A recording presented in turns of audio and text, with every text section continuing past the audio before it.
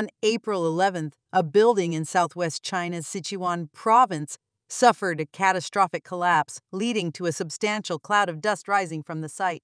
Onlookers witnessed this disaster as debris piled up to 2 stories high. The collapsed structure was identified as a residential building owned by a local food company, featuring 10 floors above ground and 2 below, encompassing an area of 2,100 square meters. Recently, netizen reported a partial collapse of the bottom of a building in the jurisdiction of Dongxiang Street, Sichuan County, Dazhou City, Sichuan Province. The video footage shows that a cordon has been set up at the scene, and the stones at the bottom of the building have collapsed on the ground, with 2 houses above in a suspended state. From the perspective of the video recorder, the collapse area involves 2 buildings. Around 5 p.m. on February 22nd, according to the latest information from the Zhangjiang city government, 3 buildings in the Lihua Street of Zhangjiang Economic and Technological Development Zone tilted noticeably. After receiving the report, local party committees, government officials, and relevant city and district departments promptly rushed to the scene and organized emergency rescue efforts. January 17, 2023, Hengyang City, Hunan Province, fish pond. In this location, there used to be a fish pond, but now only mud and pits are visible. Take a look.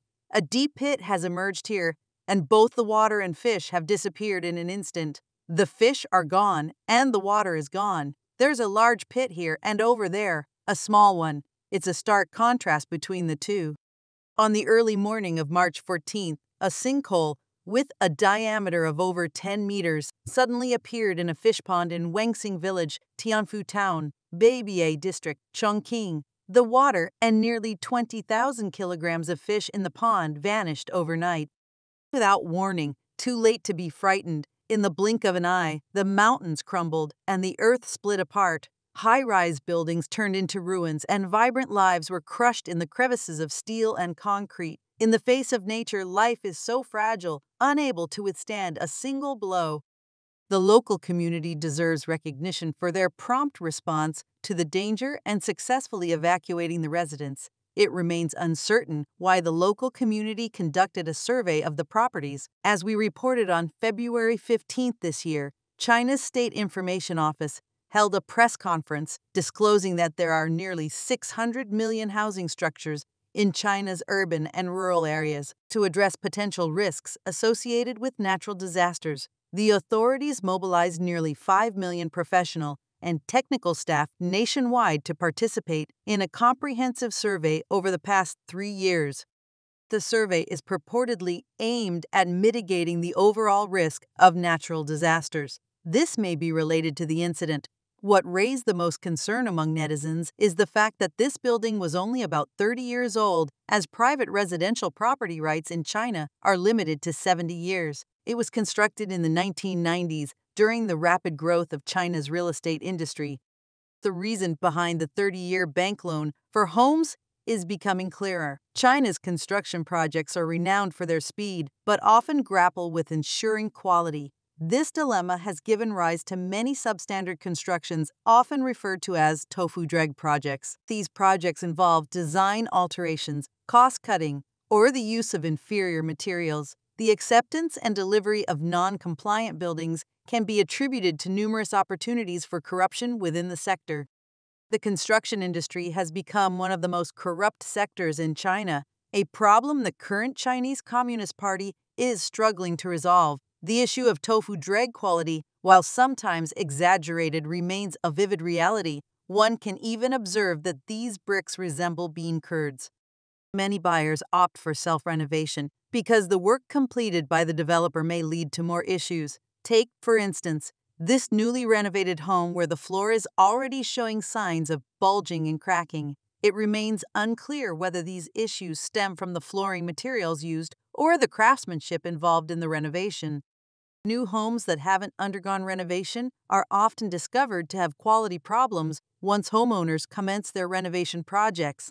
In this new apartment building, initially thought to feature concrete walls, it turns out the walls are lined with plastic foam.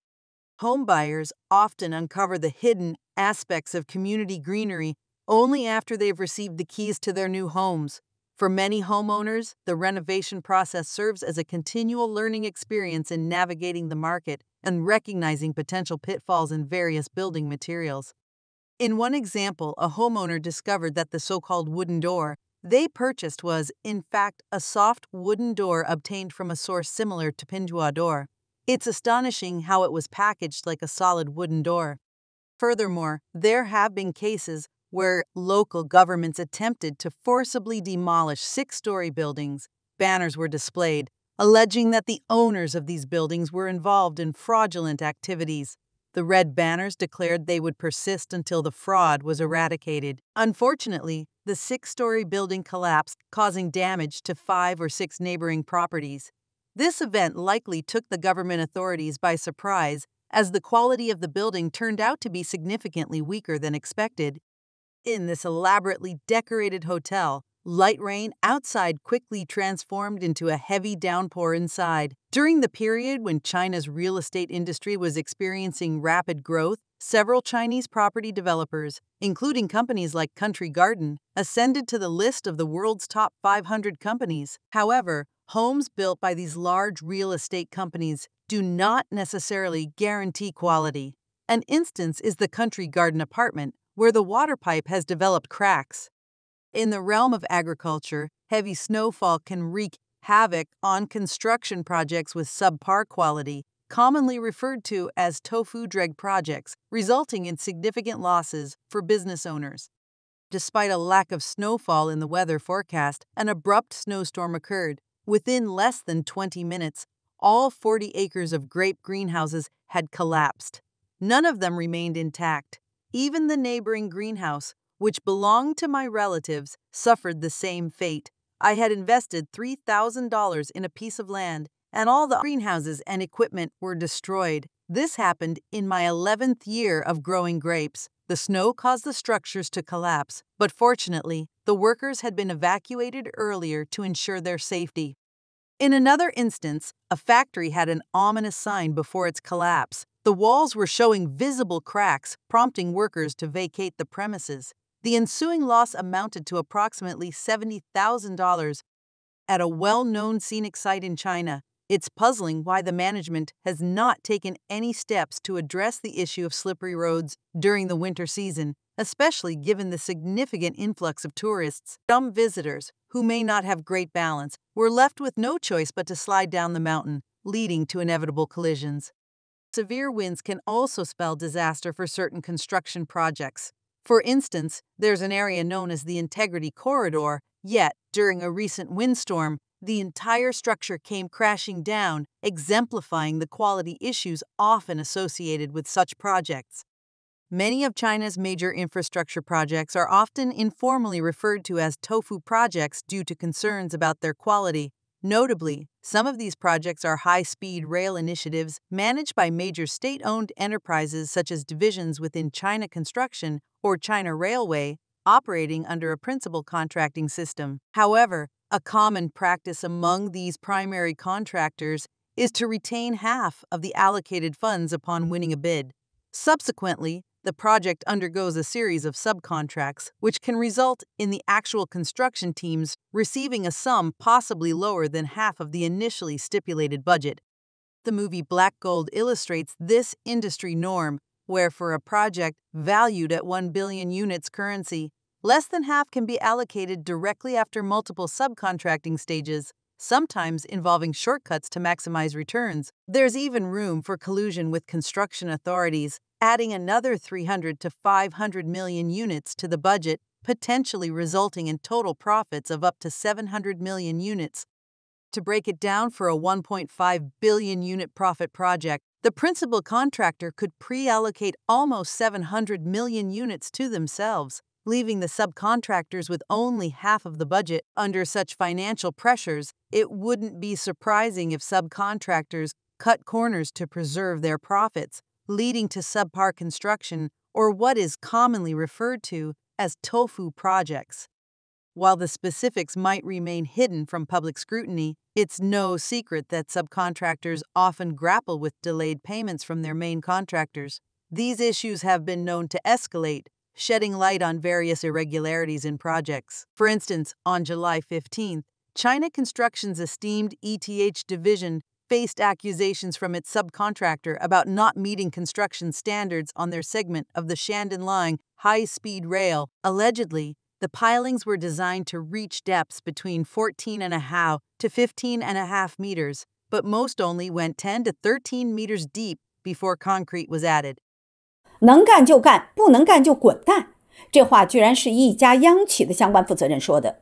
据央广网的消息，近日山东莱荣高铁三标段的劳务分包商河南三捷公司实名举报莱荣高铁的总承包单位中建八局涉嫌偷工减料，部分路基段螺纹桩不合格，存在重大的安全隐患。莱荣高铁是山东省的重大项目，线路西起青岛莱西市，东至威海荣成，全长193公里，总投资297亿元，设计时速350公里。一家名不见经传的地方企业去挑战堂堂央企，没有确凿的证据，估计料他也不敢。三捷公司负责人肖卫国透露，他们承端的路基段螺纹桩按照设计桩长呢，应该在14.5米到15.5米，但是实际桩长只有10米到13米，而且90%的螺纹桩都没有达到设计长度。三捷公司在莱荣高铁的另一路基段，大部分螺纹桩也没有达到要求。桩长达不到，自然路基就不稳，那直接威胁行车安全啊！我们普通人都明白这个道理，那这么做对于中建八局有什么好处呢？据专家说，螺纹桩的施工工艺是钻孔深度达到设计要求后停钻，然后灌注混凝土。螺纹桩如果短，这样就可以省掉相当一部分的混凝土，中建八局呢就可以减少一大笔的开支。为此，经济参考报的记者在专业人士的配合下做了细致的查证。结果，三捷公司反映的问题基本属实。此外，也有莱荣高铁三标段其他劳务分包负责人反映，他们承包的路基段也存在类似的问题。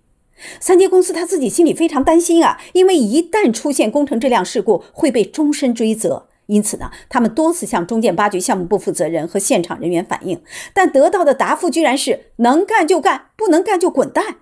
最终呢，三捷公司中途被赶出了莱荣高铁的三标段。目前，山东莱荣高铁有限公司已派出调查组到现场开展调查。那中建八局究竟有没有存在偷工减料行为，很快也会真相大白。如果真的是那样，那真的是让人太震惊了。堂堂央企就敢这样肆意妄为，良心何在啊？他们有没有想过，一旦发生意外，失去的可就是一条条鲜活的生命？这件事情，我觉得除了莱荣高铁公司外，有关部门也应该尽快介入，查清事情真相。如果真的出现偷工减料行为，一定要严肃查处。Sanji Company is deeply concerned because they can be held responsible for a construction quality accident. As a result, they have repeatedly reported these problems to China Construction 8th Engineering Division project leaders and on-site staff. However, their response was, if you can do it, do it. If you can't, get lost. In the end, Sanji Company was expelled from the third section of the Lerong high-speed rail. Currently, Shandong Lichong High-Speed Rail Limited Company has dispatched an investigation team to conduct an inquiry. The truth about whether China Construction 8th Engineering Division engaged in substandard work will soon be revealed. If it is indeed the case, it is truly shocking that a state-owned enterprise would act so recklessly. Where is their conscience? Have they considered that any accidents could result in the loss of numerous lives? I believe that in addition to the Lerong High-Speed Rail Company, relevant authorities should intervene and promptly investigate to uncover the truth. If substandard work is confirmed, strict measures should be taken. An investigation by Economic Reference News of China corroborated these findings. Experts warn that such foundation compromises could lead to rail-base fractures, triggering consistent alerts at monitoring stations and incurring exorbitant repair costs. This specific segment, covering 50 kilometers, was the responsibility of China Construction's 8th Division, with the work being done by Xi'an Company, the entity that raised these concerns. Upon scrutinizing the Economic Reference Report, it becomes evident that the Xi'an Company faced difficulties during their piling operations. They encountered a section that was so hard that the drill couldn't continue. The solution proposed by China Construction's ETH Engineering Division was to stop drilling and pour concrete directly. However, some construction experts argue that if drilling was halted, it's likely the drill wasn't intended for rocky surfaces. The technique Xi'an utilized termed friction end-bearing pile, stops upon hitting rock. This indicates that CCP's suggestion was appropriate. Yet, questions arise about why Xi'an's design suggested such deep pilings. This might imply that even though CCP identified a discrepancy in piling depths, they didn't liaise with the design team for corrections, which could affect their profits. This suggests that the Xi'an high-speed rail might have been over-budgeted based on the preliminary design. Looking at the 50 km foundation, which required 6,000 piles, if each pile is 3 meters less than its intended design, it equates to 18,000 meters less in total. With a cost of 300 units per meter, the China State Construction 8th Engineering Division potentially overcharged by 6 million units.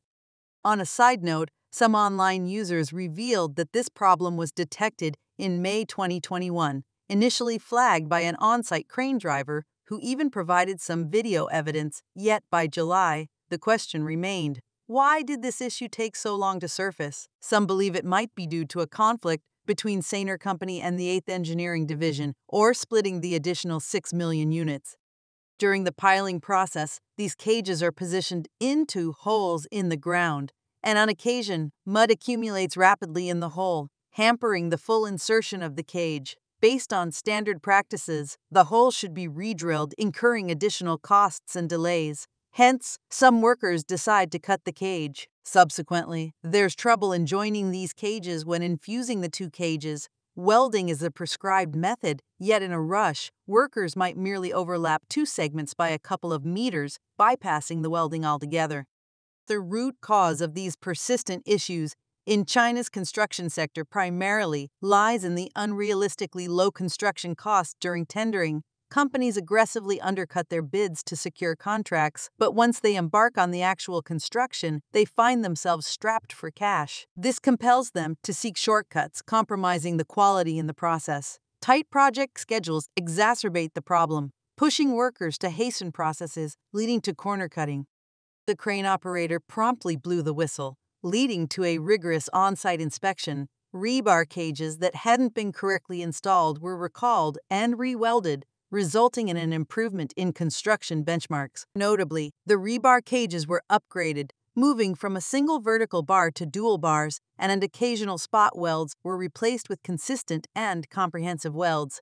However, this corrective measure meant that producing these enhanced rebar cages took 3 times the time, leading to financial setbacks for the subcontractors. A crux of the problem lies in the unequal distribution of project funds. The majority of the budget is appropriated by the main contractors right off the bat, leaving the subcontractors with meager resources. Their adherence to quality depends on oversight when closely monitored. They follow protocols even out of financial loss. However, in the absence of supervision, the temptation to skimp on quality becomes irresistible. This unsavory trend has regrettably become the industry norm, and what's more alarming is the brazen attitude of those involved. They defend their corner cutting by asserting that the design teams have already built in significant buffers, fueling a vicious cycle where design teams anticipate corner cutting and construction teams interpret these buffers as a green light, resulting in substandard practices. This cycle has distorted the growth of China's construction sector.